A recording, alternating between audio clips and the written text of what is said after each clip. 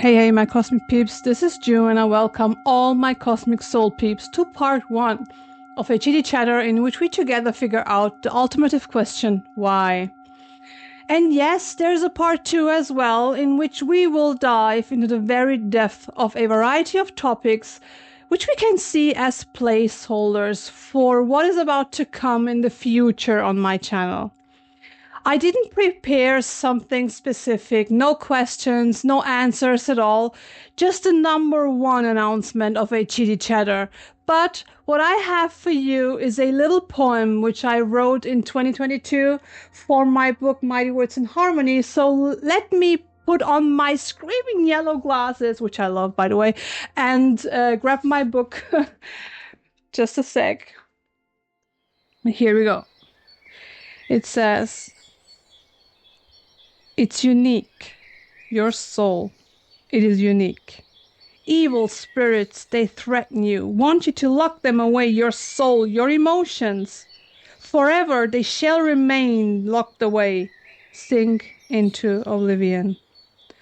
Hide them, bury them, deep and ever deeper, so that your laughter is taken away from you, so that you may no longer dare to let it out, to deprive yourself of your creative power. It is unique. Your laughter, it is unique. So protect it, your wonderful laughter. So protect it, your enchanting soul. So protect it, your nature-giving creative power that keeps you alive and gives you your most beautiful laughter. And enjoy it. Enjoy your own garden of creative art." You can find this and similar poems in my mentioned book, but now I want to continue with the announcement part. First of all, I accept that the highest guidance to follow through the divine illuminated library of divine knowledge in between both the deepest darkness as well as within the brightest light, and I will give my utmost to unveil and to translate the codes coming from Nocturne and Lumen for the highest good of all. Here is why I have prepared videos until new moon of September 2025. Well, Spirit already now wanted me to receive and to translate the codes, messages, and different kinds of information. I know that was a go, and I had and have work to do. Divine timing, right? So I decided to bring the information together. So first of all, of course, I set an intention for each reading, and I did my very best to put the codes as well as the appearing and volunteering cards or tools into an understandable order, which hopefully makes sense. And yes, I uploaded them for the specific date and marked them as premiere beforehand, so you can catch them up right in time. Talking about time, I don't know how much time I am going to spend in the hospital, and therefore I also do not know how long my recovery journey will take. But what I do know is that I don't want to hold back any information from you, because you have the right to know about the messages coming through. And as Spirit says, "Hey Jew, here you go with the codes. I just can't, and I don't have the right to hold them back, and I will not anyway." But here's something to please consider. There will be changes. Especially in the last 2 readings, you will not only recognize some changes or differences, you will also recognize moments of struggle, searching words and thinking. Yes, I mentioned that many times. Yes, I struggle sometimes finding words because of a previous illness which led me to losing my voice and the ability to speak. Everything, my languages, needed to be built up again from the scratch. So yes, I'm still struggling. But here's the thing, this doesn't bother me really, because we are all in an ongoing process of learning, and we of course make mistakes here and there, but the intention is the divine engine, right? What does bother me is the fact that I am unable to be fluid while I stick to the cards or any other tools. Well, all of this was not planned or on purpose, but it just came to me that I need vibrant space to be fluid. And by that, recognized and realized that the codes stuck and will continue to stuck if I continue to do it this way. And this is not fair because I want to translate the codes for you fully and clearly, as understandable as possible. But why exactly did the code stuck? Let's stay with the cards as an example. Every card is a portal which leads to different realms and carries a huge amount of information, codes, and more. Yes, no doubt. But for me, there was too much stuck information in way too many boxes coming through, which I myself wanted to translate for you, but, well, when spreading the cards, I needed to stick to the cards, just to sum it up, just to make sense of it all, just to stay within a relatively short time schedule, so on and so forth. And all of that based only on the cards and just for the sake of fast consuming. Meaning that as I was reading the cards for you, I recognized that my energy was stuck in these cards. My energy wasn't able to move because my energy was only focused on and in specific cards, or metaphorically speaking, in boxes, if you will. And in a box, you can't be fluid. And this can mirror your feelings too, by the way, because your energy can stuck alongside mine as well. So what would unfortunately happen is that I involuntarily take you with me, and that's entirely contrary to my ethics. Consequently, we all together feel pressed into that box and feel forced to stay in there, while being kind of allowed to move a little bit, but just and only in that limited box. With that, the realization, aka my higher self, hits me back, calling me to remember what my purpose is and for what I myself always stand for. Well, what can I say? My higher self is, of course, right by reminding me that I never have and never will support being stuck in a box. Neither for me nor for every one of you, my cosmic peeps. I know what my purpose is, my lovely peeps. I'm here to be of service for you.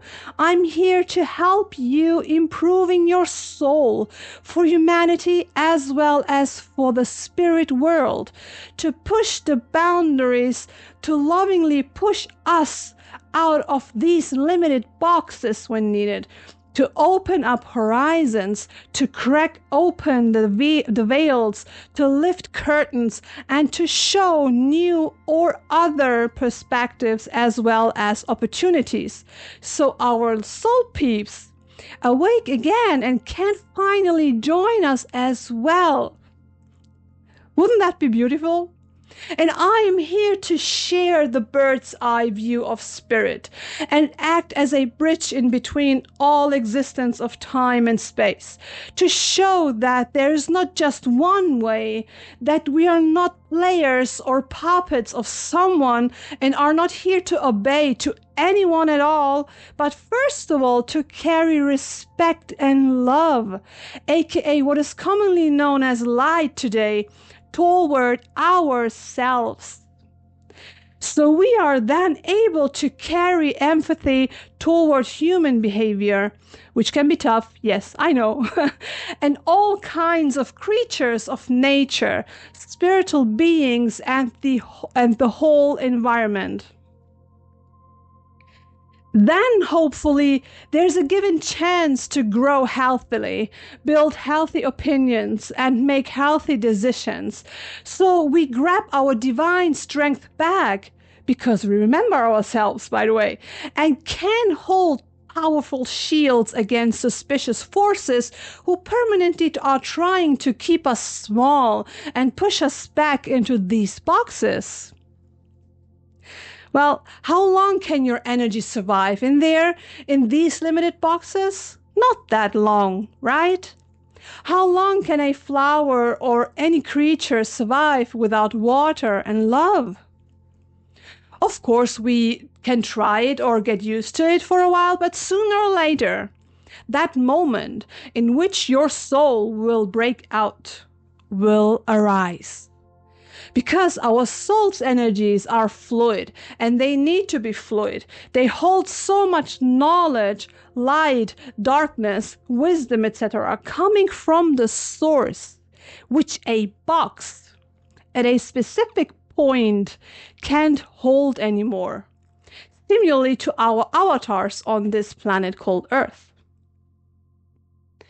When our avatars receive and hold codes, they grow.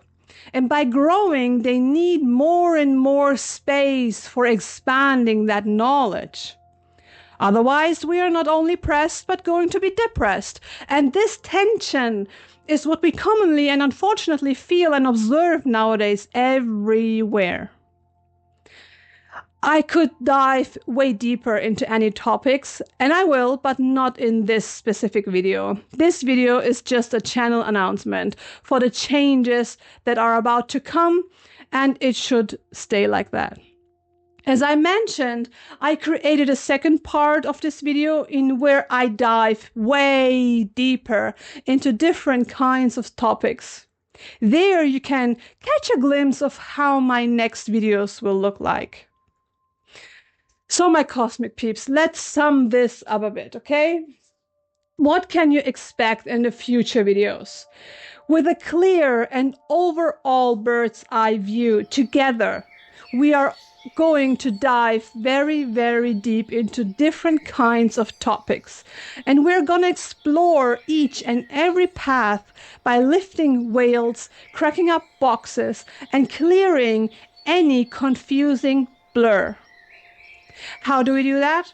We do that with the power of the 5 elements, as I myself want to be purely in tune with the actual source, and I invite you to travel with me through the mighty and pure power of the elements: fire, water, earth, air, and of course the divine spirit. In detail, this means we free ourselves from human-generated influences which do not belong and serve us. And that's why we reduce the number of external tools to a very, very minimum. Because we're all just free fruits of creation. So remember that, my juicy cosmic peeps. For every soul, every juicy soul, this creates a free realm for endlessly wide, deep, highly intuitive, pure channeling, through which we all together do create honest chatters and readings while we travel through many more multiple contents. And you decide which juicy fruit you want to be. Let me draw you a picture. Imagine a wide and open and not so very juicy, rather dry but still healthy, cottony cotton field. At first sight, yes, it's just an ordinary puffy cotton field. But when it's harvesting time, it's kind of wild and not organized yet. Well, with just a fluffy cotton ball, you can't really do something, especially if you do not have the knowledge or nobody gives you the tools for making clothes out of it, for example. So the farmer needs to harvest the cotton first, and usually they sell the cotton to those who know how to process those little tiny downy cotton balls, right? How to make clothes, so to say. Let's stay with that example of clothing, okay? Imagine me as the farmer, the harvest helper, as well as someone who makes sense of all the puffy cotton by putting all the tools together for you. by transforming the fluffy cotton balls into a thread full of knowledge coming from spirit, intuition, and personal life experiences. What I do now is, metaphorically, but also somehow quite literally speaking, handing you over the no more puffy, but now steady and still flexible thread, ready to be further designed by you, my cosmic peep. Because at the end, you decide what you want to create from that thread. A shirt, trousers, a bag, a skirt, a dress, socks, a beanie, a scarf, clothes, a quilt, a jumper, and so on. Metaphorically speaking, you know. And not only that, just because each and every piece is going to be individual, just like you choose, for example, the colors, the design, the styles, and which supplementary materials you want to use as well. Well, in this sense, let's limit unnecessary disturbances and expand the intuitive part to a maximum, as well as create our own very individual designs. Love to meet your soul there while designing this all together. In this sense, bye-bye, my cosmic peeps. Love you lots. See you in part 2.